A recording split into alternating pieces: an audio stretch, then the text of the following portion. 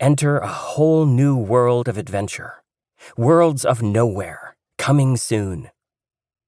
Julia stared up at the colorful banner, marveling at the dragons, elves, and bursts of swirling magic. She could imagine stepping off the sticky floor of the hotel ballroom and into a beautiful realm of distant castles and daydreams. In one corner stood a winged unicorn with a bubble over its head that read, "I love thrills and excitement." I love thrills and excitement too, Julia thought, wishing she could climb onto that talking unicorn's back and take flight, soaring into the endless blue.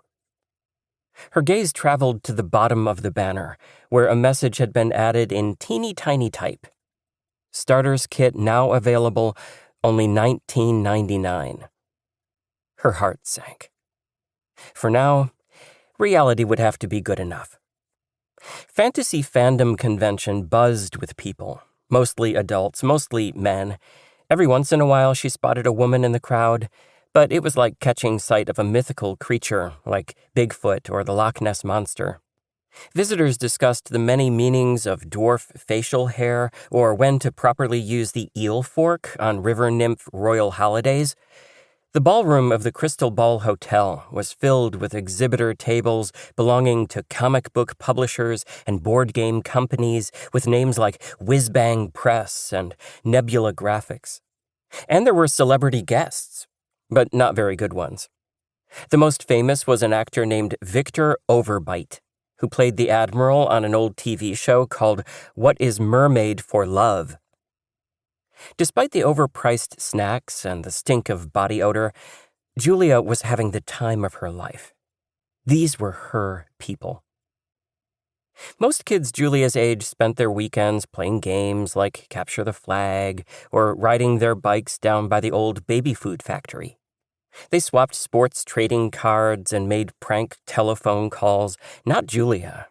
She painted fantasy figurines on an old ping-pong table in the apartment storage space, and she filled thick journals with the detailed backstories of make-believe ancient civilizations. She played games, loads of them, as many as she could get her hands on. So when she'd spotted the notice about FanFanCon in Friday's newspaper, she'd snipped it out and stuck it to the refrigerator door with a giant magnet so nobody would miss it.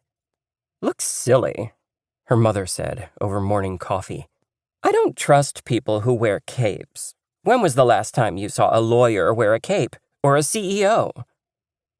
She scanned the newspaper for updates on tech stocks and politics. "You're too old to be wasting your time with toys," she added. "Besides, I need the car Saturday. I'm getting my hair done." Pow! Julia's older brother Jack punched her on the shoulder. "Gamer people are weirdos," he said. "You should watch pro wrestling. No weirdos there."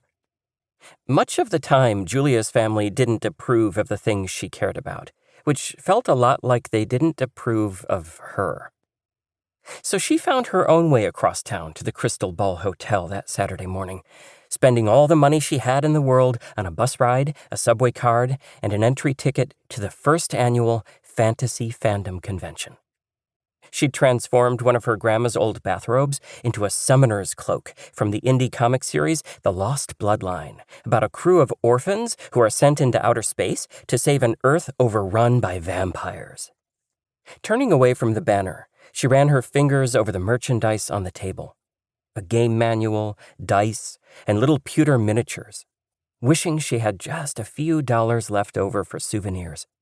"Don't even think about it," barked a voice. She flinched. She hadn't seen the man standing a few steps behind the table. A bushy mustache hid much of his face, and the lenses of his small, wiry glasses gleamed in a shamble of gray curls. "Official Worlds of Nowhere merchandise is for serious buyers only,"